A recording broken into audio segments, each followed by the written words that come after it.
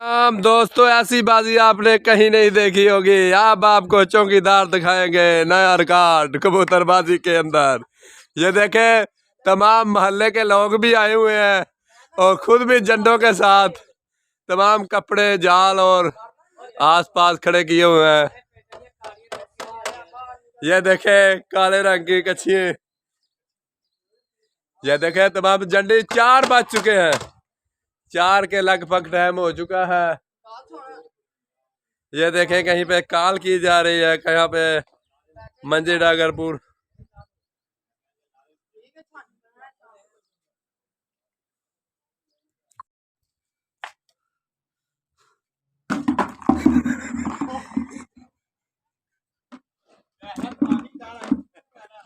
आए मलंगा है।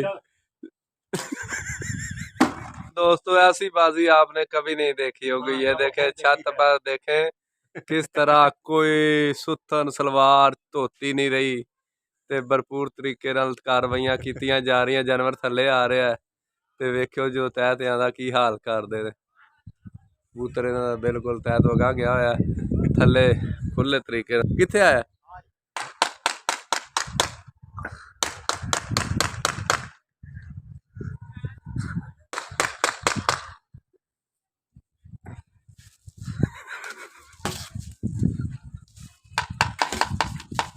मलंग साहब की करेगा थोड़ा जानवर अज शाम तक हैं? शाम तक पूरा बरूद बनाया शाम तक अच्छा जी इंशाल्लाह। चलेगा किसी की चुबारी में करने या ग्रामर सूल की चुबारी में या पिछली चुबारी में। अच्छा आज घर नहीं पहनते ना ना अच्छा कार की छुट्टी है इसकी। बरूद लगे दूध लगा है की कहोगे दूजे शिकारी नु इसकी बोन में पीठ में मर्च दी है लाल मर्च दी है। हाँ भैया किथे आया ही बहाओ तो सही एक बारी हां यार हैं ये के आया ये कर रंगा रहा किथे है तुहाड़ा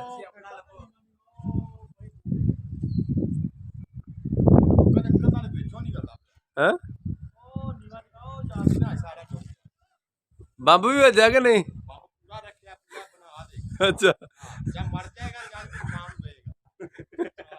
अभी 12 बजे हुआ है। मलंगा एक आप पढ़ के दो में अभी पढ़ और नहीं पढ़ाया आया ही तहत आया ही वे लो किस तरीके ना बाजी ढाई जा रही है मलंग साहब।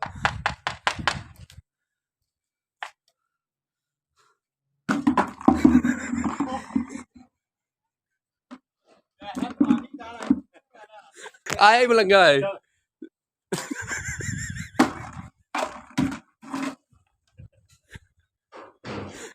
झूले लाल झूले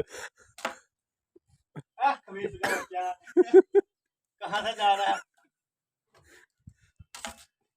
एक इंच दी बाजी है जिथे मर्जी पवे। अच्छा हाँ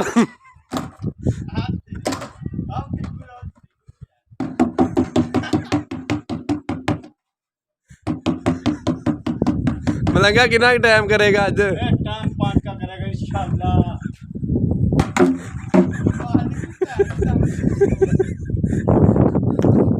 ठीक है मलंगा।